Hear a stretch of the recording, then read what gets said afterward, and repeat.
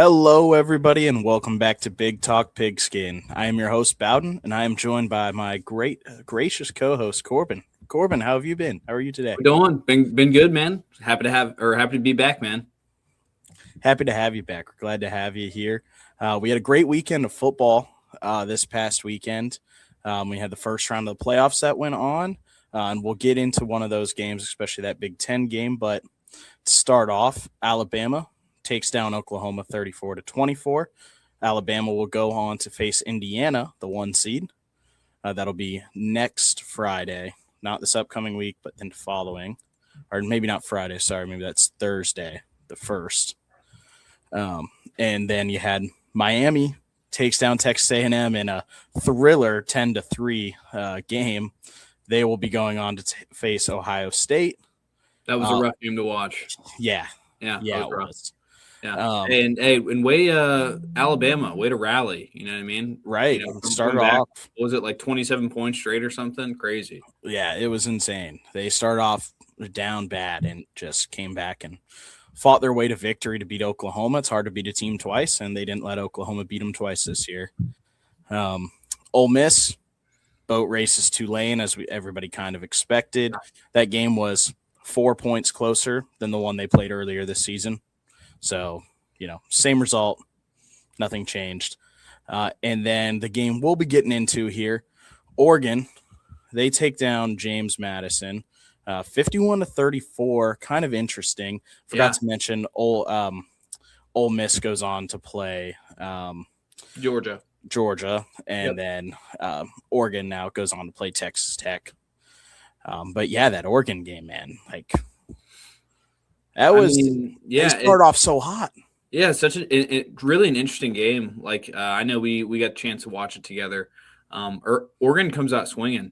If you got a chance to watch last episode, we kind of we kind of paid homage to this, and that this is sort of a David versus Goliath, and it absolutely was that.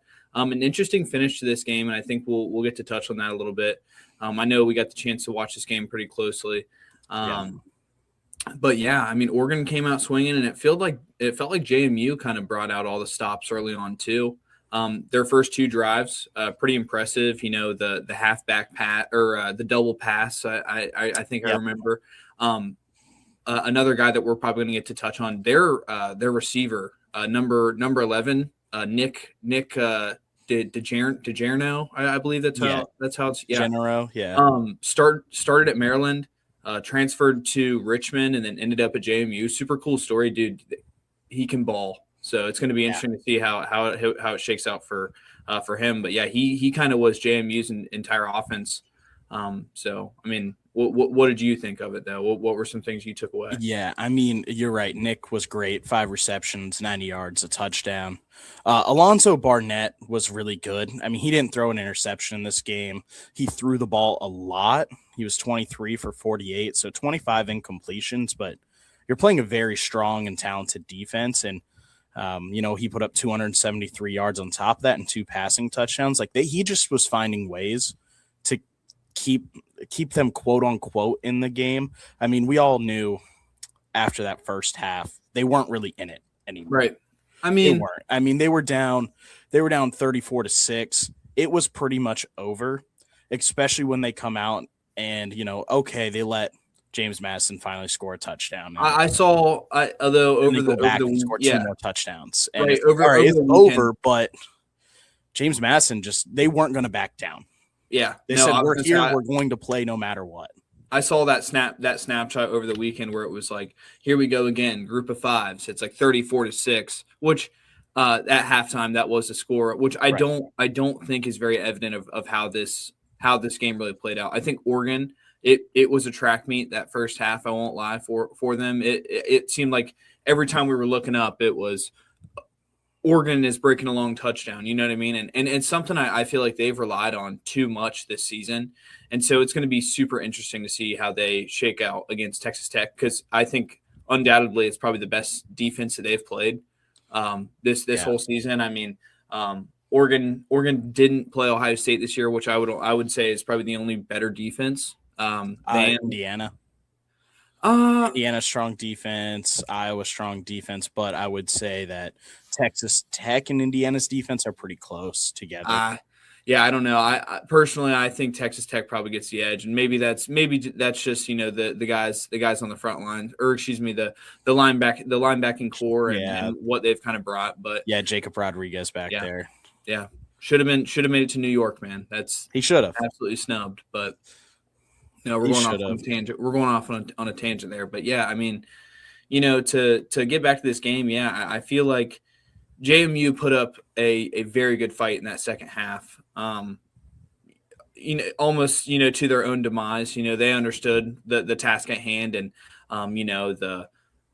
the back-to-back onside kicks. Obviously, it sort of rapidly finishes the game for you. Right. So, I mean, for them, I do think it was an impressive showing, regardless. And losing Bob Chesney, that's going to be a hard thing for them. I think UCLA is getting a hell of a coach. I sit there as a Michigan fan, and I'm really bitter now because I think Bob Chesney would have been a sick hire for us, right? And so, just something we got a chance to talk about last week too. But yeah, all these things falling into place for JMU. It'll be interesting to see how they kind of continue on, or if the Kurt Cignetti effect has kind of stopped with the leaving of Bob Chesney. Maybe, and you're right. That was a track me that first half. Other than the exception of Oregon's second touchdown of the first half, which came in the first quarter, that one was a drive, a put together drive. Everything else was a big play. Their first touchdown, it's a 41-yard pass.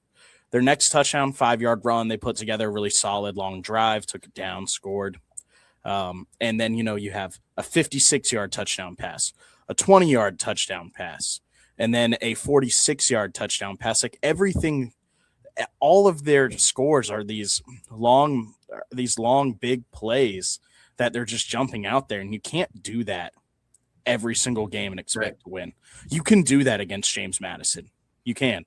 No disrespect or hate towards James Madison. I really like those guys. They're a fun team to watch. They're solid. But you can do that as the Oregon Ducks against them when you out-talent somebody. When you don't out-talent somebody like Texas Tech, which maybe even they still do, but not to nearly the extent. Because like this Oregon team, it out-talents Indiana by far. They lost by 10. Yes, 100%. I don't know. Based on recruiting classes, portal, Oregon has unlimited money. They have better players on that team, more maybe not better players, I feel like rated players.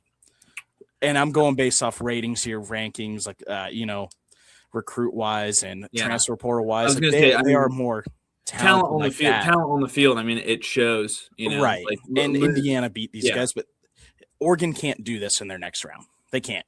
No, they play even the way they did the first half with just relying on big plays against Texas Tech. They're done. Yeah. Like this team will get smoked by Texas Tech. The Red Raiders are good, fundamentally good in every way.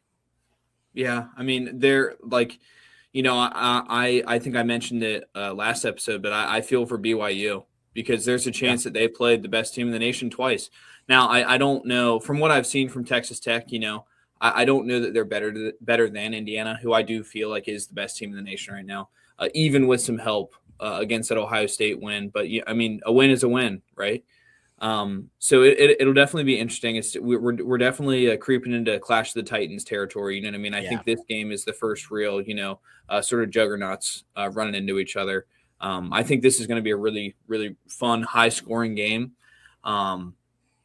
I definitely think Texas Tech will get the edge, or has the edge, on. My light just turned off. Oh, you're good. Did this the other day as well. No, but I definitely think early feelings on the game. I definitely think Texas Tech has probably got the edge on Oregon, but it'll be interesting. You got to play a different game than what you did against JMU. And there's a lot of holes to fix. Yeah. I mean, you saw it. You saw it, especially in that second half. I mean, their defense just fell apart. It's like they didn't care, and maybe they didn't. Maybe they went, hey, we're going to win this game no matter what, as long as the offense is just going to keep rolling. Defense, let them burn the clock and drive down the field. If they score, they score. It's whatever. Maybe that's the way they were thinking about it, just try to get the game over with faster.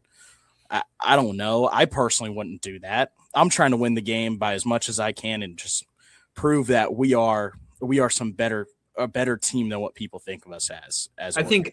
think halftime they definitely. I think creeping into half they sort of got complacent. Never putting really the twos in, but you can see that Dan Landing sort of got conservative with the play calling, right? Where they weren't airing it out nearly as much, and I feel like they you get complacent with the punts, right? And it's like it's okay, and then you realize that you're playing against a playoff caliber team in JMU, right? And they did crawl back, and they ended up sort of having a backdoor cover. That last second touchdown. So, you know what I mean? Like, 20.5 was the initial spread on this game. And JMU met expectations, kind of going against 17-point game. Yeah. Right. What both of us thought. So, I mean, it's, right.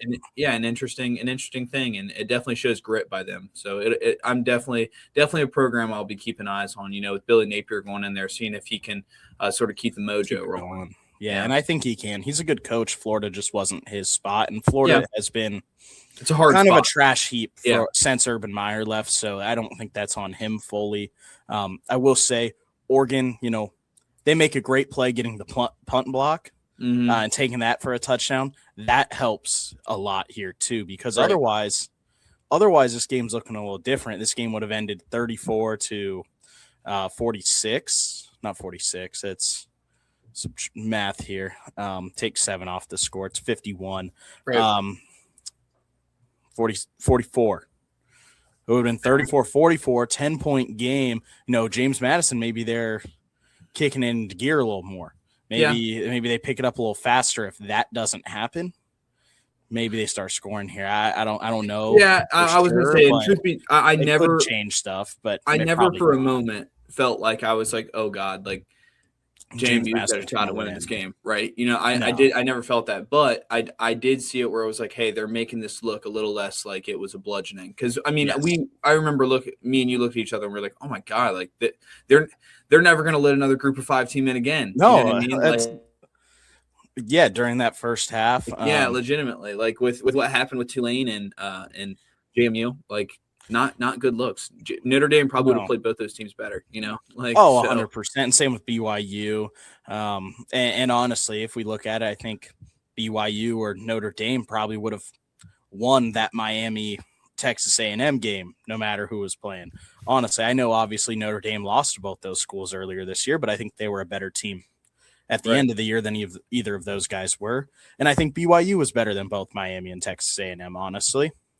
And and obviously that's kind of off topic. You got to win when you're asked to. You know what I mean? Yes, exactly. That's kind of what it comes down to. Yeah. BYU kind of got hosed. I've said it before. I'll say it again. But interesting game. Oregon's got a lot to clean up and fix, just kind of because of how that second half went. They just got to do better. Have to do better in Texas Tech, or they will not be going to the semifinals, and they'll be stopping short in the quarters where they got last year. Mm-hmm.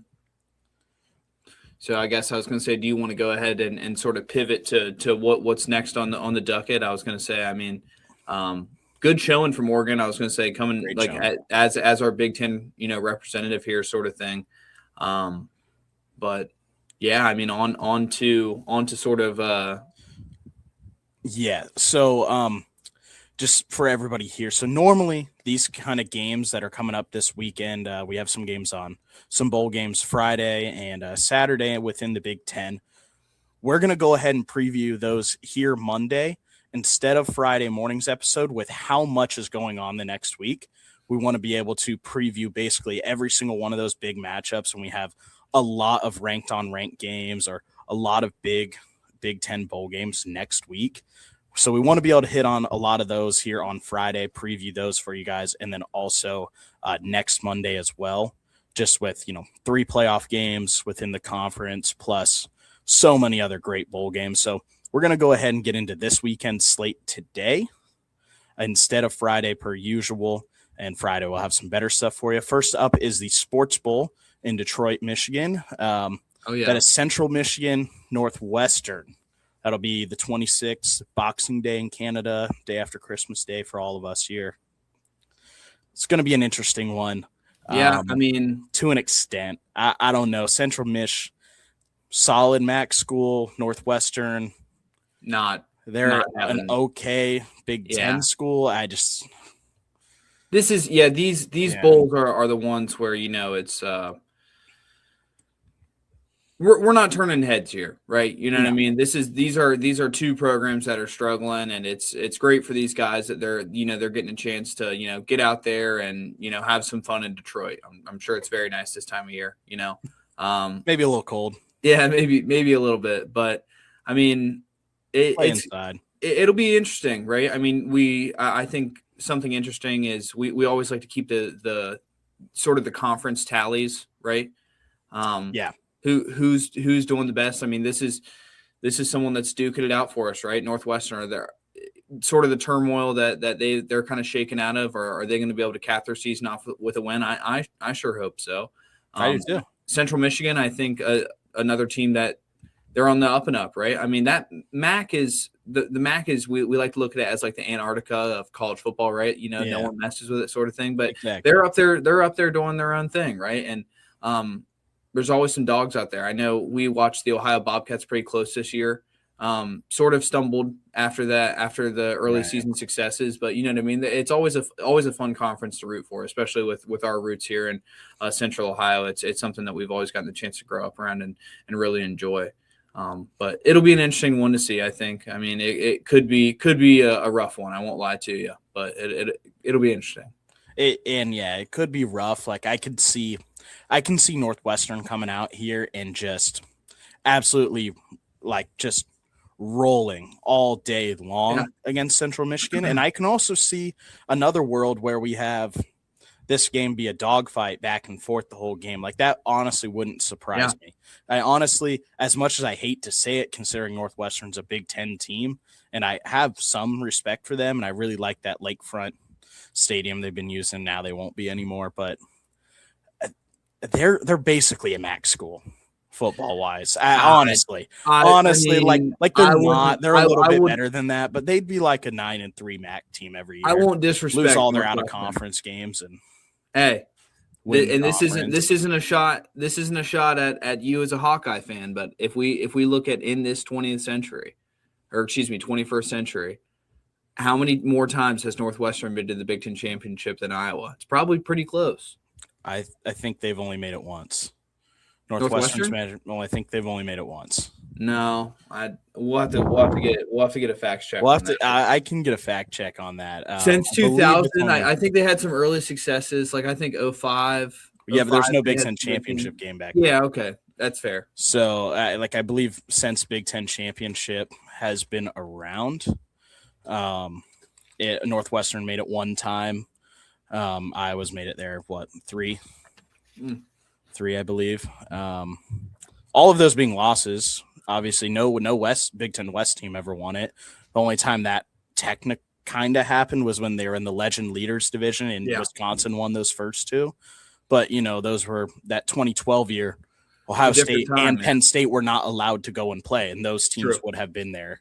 Let me get a fact check here. Northwestern had made it in 2018, where they lost to Ohio State, and then they made it in 2020, so the COVID year. But that COVID year, Ohio State shouldn't have even made it. Yeah, that whole thing. I know I've talked about that on here before, but they shouldn't have even made it. So those are the 2 years Northwestern has made it there.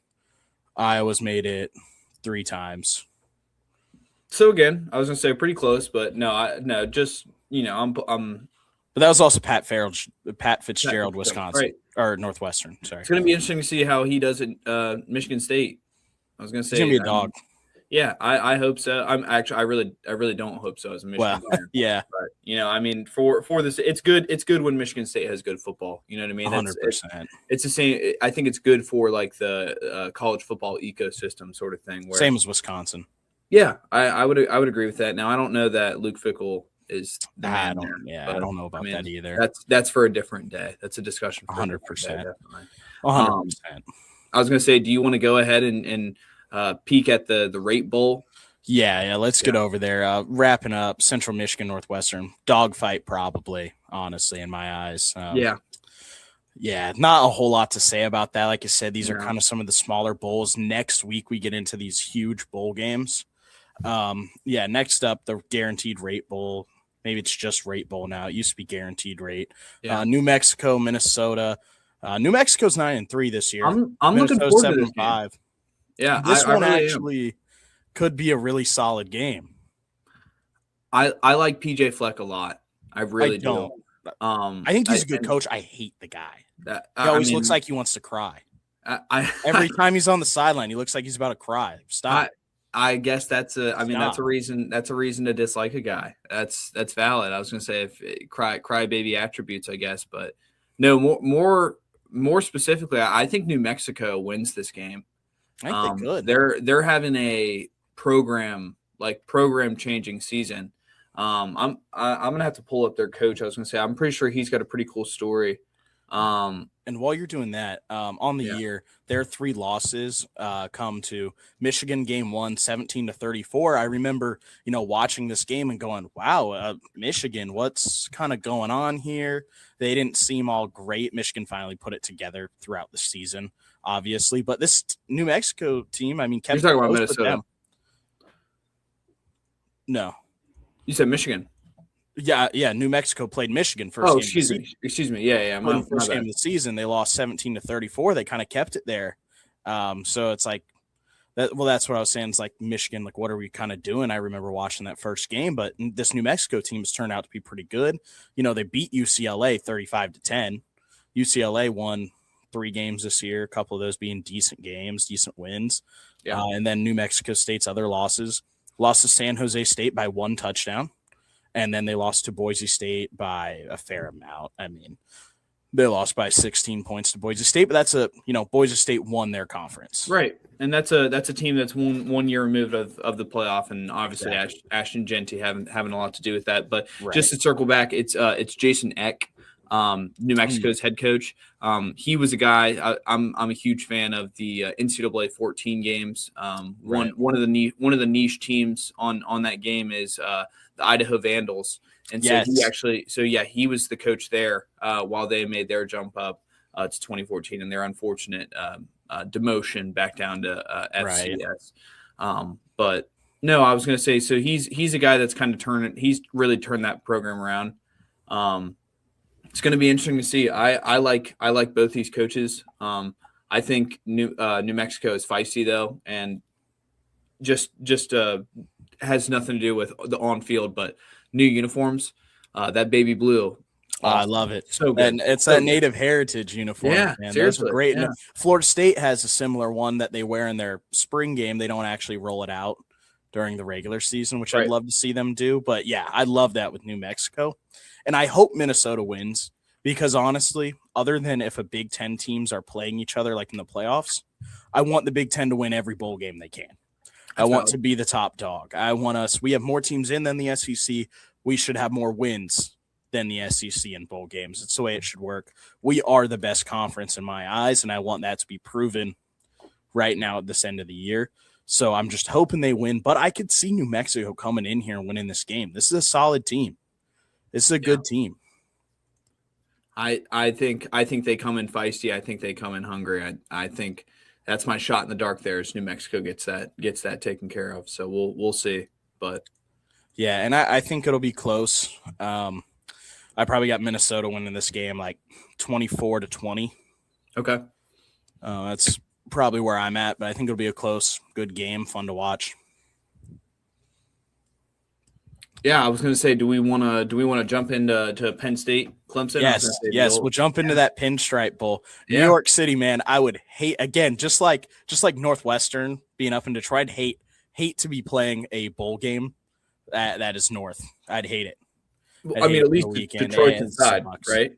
Yeah, at least Detroit's inside. And then you have over here, you got the Pinstripe Bowl being played outside in Yankee Stadium. It sucks.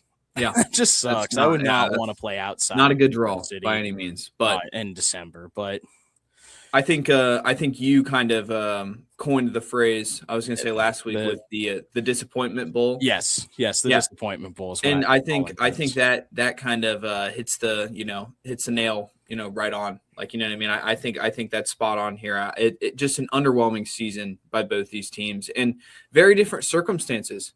Funny enough, like you Yeah. look at Clemson, just underwhelming. Performance wasn't great on the field, but no real reasons to point to. I mean, Yeah, nothing huge. yeah, nothing huge. Whereas Penn State, it was Oregon kind of, so to speak, Yeah. kind of pulled the thread and everything sort of fell apart. Yeah. It feels like, and I can't say that that's completely Oregon's fault, but the firing of James Franklin, it's interesting still in my eyes as a Penn State alumni. I spent my time there. He was the coach. He was the coach all 4 years I was there, and I actually ran into the guy a couple of times. Was a super cool dude. Not that I knew him on any personal level, but any times I ran into him, he was cool guy. But just an interesting turn of events, and I think he's going to do really good at Virginia Tech. So that's another. It's a cool thing to spot. But I worry just in my gut feeling here that Penn State finds a way to put a disappointing cap onto a hugely disappointing season. I think there's still some turmoil there. There's some interesting reports coming out of sort of the Penn State camp. They really don't know, what was going on before they ended up hiring Matt Campbell. That's correct. Yeah, Matt Campbell. Yeah. I was going to say, so hiring him. I think that was ended up being a really good hire. So it's going to be interesting to see how he can build up that program, being the winningest coach in Iowa State history. I think it's going to be a good spot for him. And I would say that being the winningest coach in Iowa State history, the winningest coach in history for a school is an impressive feat. Not when you look at Iowa State, who is a team who they've had one 10-win season. That's Matt Campbell. Ever. Yeah. And that was, they're a good team. Matt Campbell's a great coach. I've program builder, though, Yeah, I've met the guy. He's a program builder. He's a really nice dude. I love and respect that guy. I'm glad he's not a Cyclone anymore, honestly. Yeah. I have a lot more respect for him now that he's a Nittany Lion instead. But yeah, this game's going to be interesting. Obviously, Matt Campbell, I don't believe will be the sideline coach. I don't think that usually happens in these transitions. No. I'm sure he's around in these practices and everything, coaching them through, getting them ready for this game. But he's probably a little more hands-off than what you might necessarily expect. This is probably an interesting situation as Iowa State has kind of declined their bowl. So maybe we see. I'm not sure the timeline for like his sort of integration with the program. I know the players were very fond of Terry Smith, and I think it was a cool situation of him being like sort of part of the program. But it did feel like he was sort of vaulted into a position where it was like, are you fit to sort of be here? And that's not to say anything against his character or anything, but I think his previous highest position before then was wide receivers coach. So, it's just the things you think about, but that's always like, your head coach is more the game manager, right? Like they're usually not your play program. You're the program tone setter too. And I think, true, but we don't know what he looks like behind closed doors with them. True. Maybe that's the hype man before every game was Terry Smith. Maybe he was giving one of the pregame speeches while, Coach Franklin was doing another for those couple of years. Like, we don't know. We saw the product. We've never seen him at practice. That's the only thing where it's like, you are right. We don't see behind closed doors, but we do see what they give us. Yes. Right. And once he took that spot, it was kind of like hey, we've lost 3 games in a row already. Lost to Oregon in overtime. We got somehow beat by UCLA. They get beat by Northwestern. Rough. And then, they're going, all right, James Franklin's out. Plus, in that Northwestern game, your starting quarterback, Drew Aller, gets hurt. Right. So you're thrown in this whole other situation. People are hitting the transfer portal because James Franklin has has been fired. So you're not left with the same team. He didn't. The season was lost when you hire your head coach. It's lost. It's gone. Usually it's just kind of over at that point, and they just kind of played. They probably should have beat Iowa. Probably should have. Obviously, I'm a big Iowa fan. I think we had some other games we should have won that we didn't, but Penn State probably should have beaten us. The fact that that's a 1-point game is kind of absurd. Yeah. They're a more talented team than us on the field. They played solid against Ohio State, not great, and they played really good against Indiana and probably should have beat them as well. So you never know what you're going to see out of this Penn State team, but I do believe they're kind of going to cap off this season disappointing. I think Dabo Swinney is going to kick his Tigers into gear. I agree. And try to win this game and help his recruiting and win what portal stuff he decides to do, if any. Probably none. I mean, he used it last year for the first time, brought in like 3 players or something like that. So maybe he'll double it. Yeah. And I think it is kind of sad how we've seen the sort of progression of Dabo Swinney being like one of these perennial coaches, right?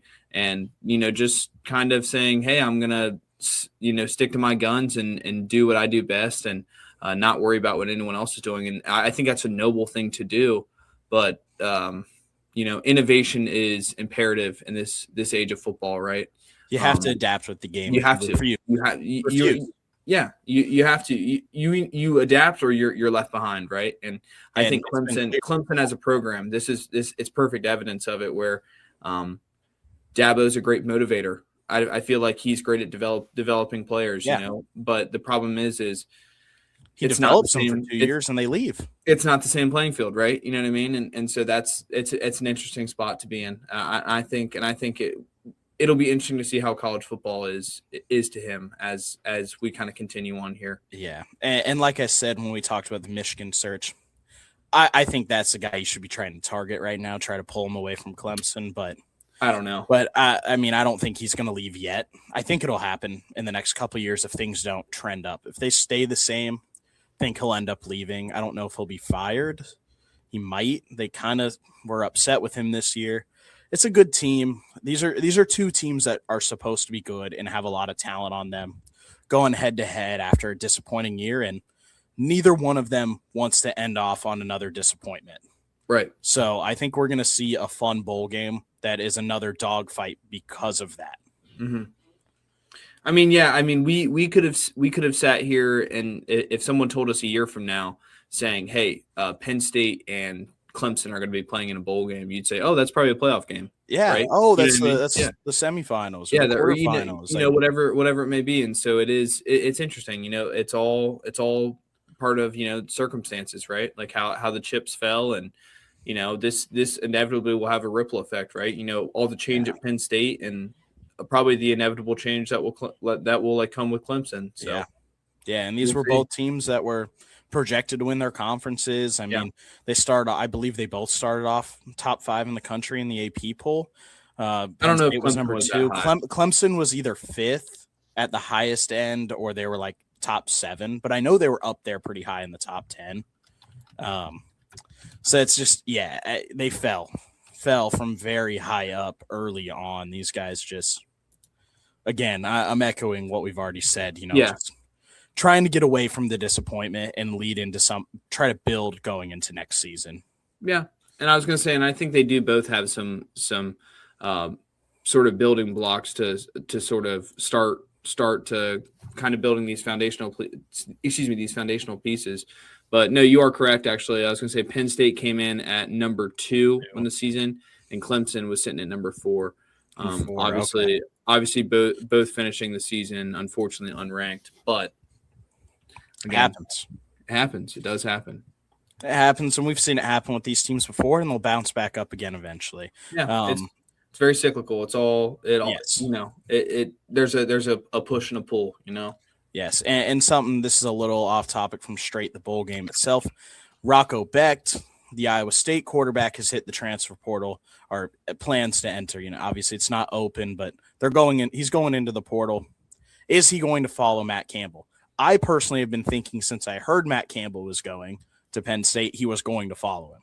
I've said that to you. We've had conversations at work with people, and I'm like, it's going to be Rocco Becht. I think Rocco's going, so I'm curious, is that where he's going to end up landing? I think Campbell has a lot more resources. It's sort of the same thing as, I know we mentioned him earlier in the episode, the Luke Fickell job, right? Right. Or excuse me, Luke Fickell at like Cincinnati, right?